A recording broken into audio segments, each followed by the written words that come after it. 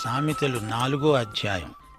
కుమారులారా, తండ్రి ఉపదేశం వినండి, మీరు వివేకము నొందునట్లు ఆలకించండి. ఈ అధ్యాయంలో ఒక యువకుడు మనకు కనిపిస్తున్నాడు. ఒక్కడే కాదు, అనేక మందిని ఉద్దేశించి తండ్రి మాట్లాడుతున్నాడు. కుమారులు అంటే వారి వయస్సు ఏదైనా అయి ఉండవచ్చు, స్త్రీ పురుషులై ఉండవచ్చు కూడా. విశేషించి యువతీ యువకులకు ఇక్కడ గొప్ప సందేశమున్నది. తండ్రి అంటున్నాడు, నేను మీకు సదుపదేశం చేస్తాను, నా బోధను తోసివేయకండి. నా తండ్రికి నేను కుమారుడుగా ఉన్నాను, నా తల్లి దృష్టికి నేను సుకుమారుడనైన ఏకకుమారుణ్ణి. సొలొమోను తల్లిదండ్రులు దావీదు, బత్షెబ. ఇశ్రాయేలు సింహాసనాన్ని దావీదు తరువాత ఎక్కవలసిన కుమారుడు సొలొమోను. ఆయన నాకు బోధిస్తూ నాతో అన్నాడు, నీ హృదయము పట్టుదలతో నా మాటలను పట్టుకోనియ్యి. నా ఆజ్ఞలను గైకొంటే నీవు బ్రతుకుతావు. జ్ఞానం సంపాదించుకో, బుద్ధిని సంపాదించుకో. నా నోటి మాటలు మరువవద్దు, వాటి నుండి తొలగిపోవద్దు. జ్ఞానమును విడువకుండా ఉంటే అది నిన్ను కాపాడుతుంది. దానిని ప్రేమిస్తే అది నిన్ను రక్షిస్తుంది. నిజమైన జ్ఞానానికి ఎంతో ప్రభావమున్నది. ఈ జ్ఞానాన్ని కలుగజేసినవాడు దేవుడే. దానిని అనుగ్రహించేవాడు, అభివృద్ధిపరిచేవాడు దేవుడే. బుద్ధిజ్ఞానముల సర్వ సంపదలు క్రీస్తునందే గుప్తమై ఉన్నాయి. 7వ వచనం, జ్ఞానము సంపాదించుకొనడమే జ్ఞానానికి ముఖ్యాంశం. నీ సంపాదన అంతా ఇచ్చి బుద్ధిని సంపాదించుకో. సమస్త సంపదల కంటే జ్ఞానమే శ్రేష్టమైనది, ప్రశస్తమైనది. మనకున్నదంతా ఇచ్చినా జ్ఞానం మనకుంటే చాలు. మనము విలువలనెరిగి ప్రవర్తించాలి. ఏది విలువైనదో, ఏది పనికిమాలినదో గుర్తించే విచక్షణ మనకుండాలి. యేసు ప్రభువు చెప్పిన ఉపమానం మత్తయి శుభవార్త 13వ అధ్యాయం 44వ వచనం. పరలోక రాజ్యము పొలములో దాచబడిన ధనమును పోలి ఉన్నది. ఒక మనుష్యుడు దాన్ని కనుగొని దాచిపెట్టి అది దొరికిన సంతోషంతో వెళ్లి తనకు కలిగినదంతా అమ్మి ఆ పొలాన్ని కొన్నాడు. 46వ వచనం. మంచి ముత్యములను కొనడానికి వెతుకుతున్న వర్తకుడు అమూల్యమైన ఒక ముత్యమును కనుగొని పోయి తనకు కలిగినదంతా అమ్మి దాన్ని కొన్నాడు. క్రీస్తే పొలములో దాచబడిన ధనం, క్రీస్తే అమూల్యమైన ముత్యం, క్రీస్తే జ్ఞానం. దీనిని కనుగొన్న వారే ధన్యులు. జ్ఞానమును గొప్ప చేస్తే అది నిన్ను హెచ్చిస్తుంది. దానిని కౌగిలించుకుంటే అది నిన్ను హెచ్చిస్తుంది.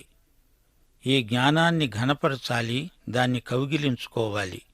అది నీ తలకు అందమైన మాలికను కడుతుంది, ప్రకాశమానమైన కిరీటాన్ని నీకు దయచేస్తుంది. సామెతల గ్రంథంలో జ్ఞానము ఒక స్త్రీకి పోల్చబడింది. కొత్త నిబంధనలో జ్ఞానము క్రీస్తే. ఈ యేసుక్రీస్తును ఘనపరచాలి, ఆత్మయందు కౌగిలించుకోవాలి. నీ హృదయంలో దేవుని పట్ల ప్రేమ ఉంటే నీవు ఆయన వాక్యాన్ని ప్రేమిస్తావు. పరిశుద్ధాత్మ నీలో వాక్యం పట్ల అధికమైన ఆకలి దప్పులు కలిగిస్తాడు. వాక్యము హృదయములో ఉంటే అది నీ తలకు అలంకారం, అది నీకు కిరీటం, అది వాక్యాధికారం. 10వ వచనం, నా కుమారుడా, నీవు ఆలకించి నా మాటలను అంగీకరించిన ఎడల నీవు దీర్ఘాయుష్మంతుడవు అవుతావు. పాత నిబంధనలో దేవుడు తనకు విధేయులైన వారికి దీర్ఘాయుష్యును వాగ్దానం చేశాడు. జ్ఞానమార్గమును నేను నీకు బోధించాను, యథార్థ మార్గంలో నిన్ను నడిపించాను. నీవు నడిచేటప్పుడు నీ అడుగు ఇరుకున పడదు, నీవు పరిగెత్తేటప్పుడు నీ పాదం తొట్రిల్లదు. ఉపదేశాన్ని విడిచిపెట్టకుండా దాన్ని గట్టిగా పట్టుకో, అది నీకు జీవము గనుక దానిని పొందు. నేర్చుకోగలిగినదంతా నేర్చుకో. దేవుని వాక్యములో నిత్యజీవమున్నది. భక్తిహీనుల త్రోవను చేరవద్దు, దుష్టుల మార్గమున నడువవద్దు, దానియందు ప్రవేశించవద్దు. తప్పించుకొని తిరుగు, దాని నుండి తొలగి పారిపో. చెడ్డవారి స్నేహం పట్టవద్దు. సైతాను భక్తిహీనులను దుష్టులను నడిపిస్తాడు. దేవుని జ్ఞానము నుండి తొలగడము ఆధ్యాత్మిక వ్యభిచారం. వారు కీడు చేయనిది నిద్రింపరు, ఎదుటివారిని పడద్రోయనిదే వారికి నిద్ర రాదు. కీడు చేత దొరికిన దానిని వారు భుజిస్తారు. బలాత్కారం చేత దొరికిన ద్రాక్షరసమును తాగుతారు. అజ్ఞానుల బ్రతుకు వ్యభిచారానికి పోల్చబడింది. చెడ్డపని చేయనిదే నిద్రపట్టదు. మానవ హృదయము పాప కాలుష్యంతో నిండిపోతుంది. చెడ్డవారితో దేవుని బిడ్డలు సహవాసం చేయకూడదు. వారితో కలిసి దుర్వ్యసనాలకు బానిసలైపోకూడదు. ఇహలోక మాలిన్యం అంటకుండా జాగ్రత్త పడాలి. కొందరు దైవసేవను ఆటంకపరచడానికి తమ తెలివితేటలను ప్రయోగిస్తారు. అది మూర్ఖత్వం. యుక్తాయుక్త విచక్షణ కలిగి మనుష్యులతో స్నేహం చెయ్యాలి. పట్టపగలయ్యే వరకు వేకువ వెలుగు తేజరిల్లునట్లు నీతిమంతుల మార్గం అంతకంతకు తేజరిల్లుతుంది. ఇది అక్షరాలా నిజం. విశ్వాసుల జీవితానుభవం ఇలాగే ఉంటుంది. ఉన్న వెలుగులో సరిగా ప్రవర్తించేవారికి ఎక్కువ వెలుగు లభిస్తుంది. అయితే భక్తిహీనుల మార్గం గాఢాంధకారమయం. తాము దేనిమీద పడేది వారికే తెలియదు. యేసు ప్రభు 2 మార్గాలను గురించి ఉపదేశించాడు: ఇరుకు మార్గం, విశాల మార్గం. ఇరుకు మార్గం దేవునిది, అది రానురాను విశాలమవుతుంది. విశాల మార్గం సైతానుది, అది రానురాను ఇరుకైపోతుంది, చివరికి నాశనానికి నడుపుతుంది. యేసు ప్రభు అన్నాడు, నేనే మార్గమును, ఆయన ద్వారా తప్ప ఎవడూ తండ్రి వద్దకు రాలేడు. అపొస్తలుల కార్యములు 4వ అధ్యాయం 12వ వచనం. భక్త పేతురు అన్నాడు, మరి ఎవరి వలననూ రక్షణ కలుగదు. ఈ నామముననే మనము రక్షణ పొందాలి గాని ఆకాశము క్రింద మనుష్యులలో ఇయ్యబడిన మరి ఏ నామమున రక్షణ పొందలేము. యోహాను సువార్త 10వ అధ్యాయం 9వ వచనం. యేసు ప్రభు అన్నాడు, నేనే ద్వారమును. నా ద్వారా ఎవడైనా లోపల ప్రవేశిస్తే వాడు రక్షించబడిన వాడై లోపలికి పోతూ బయటికి వస్తూ మేతమేస్తూ ఉంటాడు. ప్రవేశ మార్గం ఇరుకైనది. సామెతల గ్రంథం ఇదే సత్యాన్ని ప్రతిపాదిస్తున్నది. నీతిమంతుల మార్గం, భక్తిహీనుల మార్గం, ఈ రెండిటి మధ్య ఎంతో వ్యత్యాసమున్నది. సామెతలు 16వ అధ్యాయం 25వ వచనంలో కూడా ఇదే మాట చెప్పబడింది. ఒకని మార్గం వాని దృష్టికి యథార్థముగా కనబడుతుంది, అయినా తుదకు అది మరణానికి చేరుతుంది. సామెతలు 4వ అధ్యాయం 20వ వచనం. నా కుమారుడా, నా మాటలు ఆలకించు, నా వాక్యములకు నీ చెవియొగ్గు. నీ కన్నుల ఎదటి నుండి వాటిని తొలగిపోనీయకు, నీ హృదయమందు వాటిని భద్రం చేసుకో. దొరికిన వారికి అది జీవము, వారి సర్వ శరీరానికి ఆరోగ్యము. దేవుని వాక్యాన్ని హృదయంలో పదిలం చేసుకోవాలి. దేవుని వాక్కులు మనకు జీవమే. శరీరారోగ్యానికి అవి ఎంతో అవసరం. దేవుని వాక్యమే ఔషధం. నీ హృదయములో నుండి జీవధారలు బయలుదేరుతాయి. కాబట్టి అన్నిటికంటే ముఖ్యముగా నీ హృదయాన్ని భద్రంగా కాపాడుకో. జీవధారలు అంటే ఏమిటి? మన జీవిత విధానాలకు హృదయంలో ఉన్న వాక్యమే మూలాధారం. మూర్ఖపు మాటలు నోటికి రానియకు. మాటల్లో కుటిలం ఉండకూడదు. పెదవుల నుండి కుటిలమైన మాటలు, మోసకరమైన మాటలు రానివ్వకు. నీ కన్నులు అటూ ఇటూ చూడకూడదు. సూటిగా ముందుకే చూడాలి, సరిగ్గా చూడాలి. నీ కనురెప్పలు నీ ముందర సూటిగా చూడాలి. నీ దృక్పథం సరళంగా ఉండాలి, తిన్ననిదై ఉండాలి. వక్రబుద్ధి పనికిరాదు. నీవు నడిచే మార్గమును సరళం చేసుకో, అనగా చదును చేసుకో. అప్పుడు నీ మార్గములన్నీ స్థిరములవుతాయి. సుస్థిరమైన మార్గాన నీవు నడవాలి. నీవు కుడితట్టుకైనా ఎడమతట్టుకైనా తిరగవద్దు. కుడికి గాని ఎడమకు గాని తొలగిపోవద్దు. నీ పాదమును కీడుకు దూరంగా తొలగించుకో. దుర్మార్గము నుండి సన్మార్గానికి నీ పాదాలను మరల్చుకో. ప్రియ సోదరీ సోదరులారా, హృదయం ఎంత ముఖ్యమైనదో గమనించారా? నీ లోపలికి పోయేది అంత ముఖ్యం కాదు. నీ లోపలి నుండి వచ్చేదేదో అది ఎలాంటిదో చూసుకో. మత్తయి శుభవార్త 15:19 దురాలోచనలు, నరహత్యలు, వ్యభిచారములు, వేశ్యాగమనములు, దొంగతనములు, అబద్ధ సాక్ష్యములు, దేవదూషణలు ఇవన్నీ హృదయములో నుండే వస్తాయి. నీ వ్యక్తిత్వానికి కేంద్రం హృదయమే. వాక్యాన్ని వినాలి, వాక్యముతో హృదయాన్ని నింపుకోవాలి. అప్పుడు నీ హృదయము నిండి ఉన్న దాన్ని బట్టి నీ నోరు మాట్లాడుతుంది. హృదయం బావి అయితే అందులోది తోడి బయటికి పోసే బకెట్టే నోరు. ప్రియ సోదరీ సోదరులారా, ఈ అధ్యాయంలో ముఖ్య సందేశం ఒక్కటే: వాక్యం వినండి, జ్ఞానాన్ని కనుగొనండి. తండ్రి ఉపదేశకుడు. అతడు బాలుడై ఉండగా నేర్చుకున్నదంతా ఇప్పుడు తన కుమారులకు ఉపదేశిస్తున్నాడు. ఈ రోజున నీ జీవిత విధానం రాబోయే తరానికి మార్గదర్శకం కావాలి. ఈ అధ్యాయం 6వ జ్ఞానాన్ని విడువవద్దు, దాన్ని ప్రేమించు, అది నిన్ను కాపాడుతుంది, రక్షిస్తుంది అని చెప్పబడింది. 8-9 జ్ఞానాన్ని గొప్ప చెయ్యి, కౌగిలించుకో, అది నిన్ను హెచ్చిస్తుంది, నిన్ను ఘనపరుస్తుంది అని చెప్పబడింది. 12 నీవు అభివృద్ధి పథంలో పయనిస్తావు, నీవు నడిచేటప్పుడు నీ అడుగులు తడబడవు. 18 ఇది వెలుగుబాట.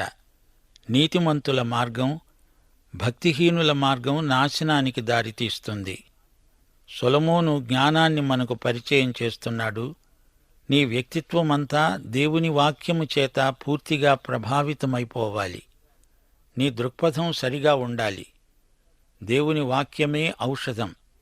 కొలసీ పత్రిక 3:16 సొలొమోను సూక్తికి మంచి వ్యాఖ్య. సమస్త విధములైన జ్ఞానముతో క్రీస్తు వాక్యము మీలో సమృద్ధిగా నివసింపనీయండి. దేవుని వాక్యం నిన్ను సరళమై చదునైన తిన్నని మార్గంలో నడుపుతుంది. తొట్టిల్లకుండా నడిచిపోగలవు. ప్రియ సోదరీ సోదరులారా, దారి తప్పటం అంటే ఏమిటో మీకు తెలియాలని సంసోనును మరొకసారి మీకు పరిచయం చేయగోరుతాము. సామెతలు 1 నుండి 4 వరకు సంసోను ఎక్కడ తప్పిపోయాడో మనకు చూపుతుంది.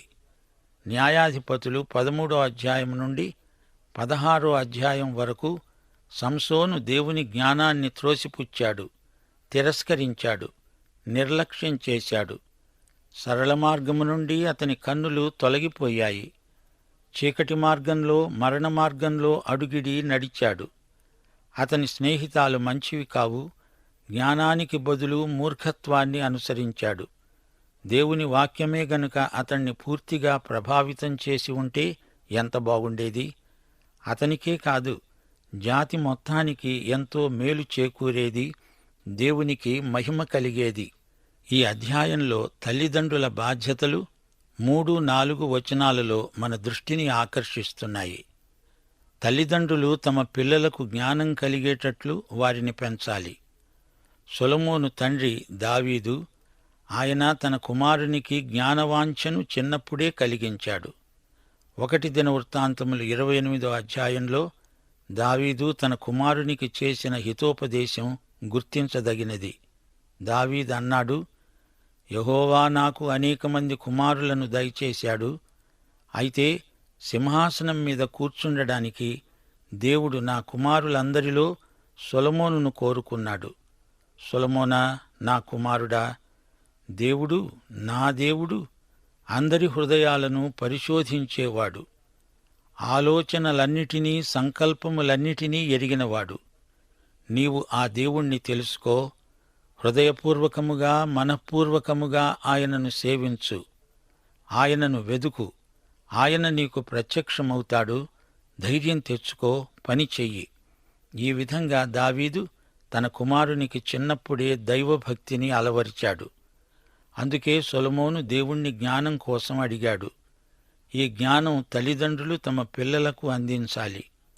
తరతరాలకు ఈ జ్ఞానం కొనసాగుతూ ఉండాలి. దేవుని వాక్యం తండ్రిలాగే మనకు జ్ఞానాన్ని ఉపదేశిస్తుంది. తల్లులు వాక్య జ్ఞానాన్ని తమ పిల్లలకు ఉగ్గుపాలతో రంగరించిపోయాలి. జ్ఞానము అమూల్యమైనది, సర్వసంపదలు ఈ జ్ఞానంతో సమానం కావు. ప్రతిరోజూ వాక్యాన్ని ధ్యానిస్తూ వాక్య దృక్పథాన్ని అలవరుచుకోవాలి. నీతి మార్గాన నడవాలి.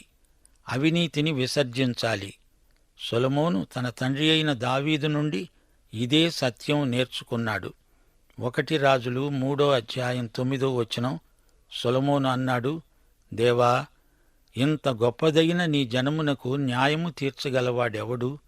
కాబట్టి నేను మంచి చెడ్డలు వివేచించి నీ జనులకు న్యాయం తీర్చునట్లు నీ దాసుడనైన నాకు వివేకము గల హృదయము దయచెయ్యి. అదే సొలొమోను ఆశ. మనము కూడా అలాంటి కోరికనే వ్యక్తం చెయ్యాలి. దేవుని జ్ఞానాన్ని కోరుకోవాలి, అభ్యసించాలి. అదే జ్ఞానము నాకు దయచేయమని ప్రార్థన చెయ్యాలి. ఈ అధ్యాయం 23 నుండి హృదయాన్ని గురించి సొలొమోను చెప్పిన మాటలు ఎంతో జ్ఞానయుక్తమైనవి. మన అంతఃకరణ, మన మనోభావాలు, ఉద్రేకాలు, ప్రేమానురాగాలు, కోరికలు అన్నీ హృదయంలో నుండే బయలుదేరతాయి. మన జీవిత విధానం, మన జీవిత దృక్పథం హృదయమును అనుసరించే పనిచేస్తాయి. మన భావజీవితాన్ని పవిత్రంగా ఉంచుకోవాలి. సరైన మార్గాన మనల్ని నడిపించే ఆలోచనలు మనకు కావాలి. దుష్టుల ఆలోచన చొప్పున నడవవద్దు. దేవుని జ్ఞానాన్ని అనుసరించి నడువు. నీ కోరికలు హద్దుమీరకుండా అదుపులో పెట్టుకో. కంటికి కనపడిందంతా నాకే కావాలని తాపత్రయపడవద్దు. ప్రియ సోదరీ సోదరులారా, గమనించారా? మన జీవితంలో విజయం సాధించాలంటే మార్గమేది? దానికి సామెతల గ్రంథం జవాబు చెప్తుంది. అదే జ్ఞాన మార్గం. దేవుడు ఏమై ఉన్నాడో, ఆయన ఎవరో, ఆయన నీకేమి చెయ్యగలడో మొదట గుర్తించాలి. దేవుణ్ణి మహిమపరచాలి. భయభక్తులతో దేవుణ్ణి సేవించాలి. సర్వశక్తిమంతుడైన దేవునికి మనలను మనము సమర్పించుకోవాలి. అంతేకాదు, నైతిక దృక్పథాన్ని అలవరుచుకోవాలి. దేవుని వాక్యాన్ని జీవితానికి అన్వయించుకోవాలి. దేవుని వాక్యాన్ని శిరసావహించాలి. దేవుని ఆజ్ఞలను తూచా తప్పక పాటించాలి. అనుదిన జీవితంలో ప్రార్థనకు ప్రథమ స్థానమివ్వాలి. దేవుడు నడిపించినట్లు నడవాలి. దేవుని ఆజ్ఞ మేరకు ఎంత సాహసానికైనా త్యాగానికైనా సిద్ధంగా ఉండాలి. అప్పుడే మనకు జయజీవితం ప్రాప్తిస్తుంది. ప్రియ సోదరీ సోదరులారా, సామెతల గ్రంథంలోని సత్యములన్నీ విశ్వాసులకు ఆచరణయోగ్యమైనవి. జ్ఞానం ఎలాంటిదో యాకోబు భక్తుడు చెప్తున్నాడు. యాకోబు పత్రిక 3:17 ఈ జ్ఞానము పైనుండి వచ్చే జ్ఞానం. ఇది మొట్టమొదట పవిత్రమైనది, తరువాత సమాధానకరమైనది, మృదువైనది, సులభముగా లోబడునది, కనికరముతో మంచి ఫలములతో నిండుకున్నది, పక్షపాతమైనను వేషధారణయైనను లేనిది. ఈ జ్ఞానమును వ్యతిరేకించేవారు ఎలాంటివారు? యాకోబు పత్రిక 3:14 నుండి మీ హృదయములలో సహింపనలవికాని మత్సరమును వివాదమును ఉంచుకొనిన వారైతే అతిశయపడవద్దు. సత్యమునకు విరోధముగా అబద్ధమాడవద్దు. ఈ జ్ఞానము పైనుండి దిగివచ్చునదిగాక భూసంబంధమైనది, ప్రకృతి సంబంధమైనది, దయ్యముల జ్ఞానము వంటిది అయి ఉన్నది. ఏలయనగా మత్సరమును వివాదమును ఎక్కడ ఉంటాయో అక్కడ అల్లరి, ప్రతి నీచ కార్యము ఉంటాయి. మనము దేవుని మార్గమును కోరుకున్నప్పుడు దేవుడు మనకు జ్ఞానం ప్రసాదిస్తాడు. ఆయన వాక్యమనే బైబిలు మనల్ని సరైన మార్గంలో నడిపిస్తుంది. మనుష్యులతో సరైన సంబంధాలు ఏర్పరుస్తుంది. సరైన తీర్మానాలు చేయడానికి సిద్ధపరుస్తుంది. యేసే మనకు రక్షణ మార్గం, నీతి మార్గం, జ్ఞాన మార్గం, ముక్తి మార్గం. దైవాశీస్సులు. ఆమేన్.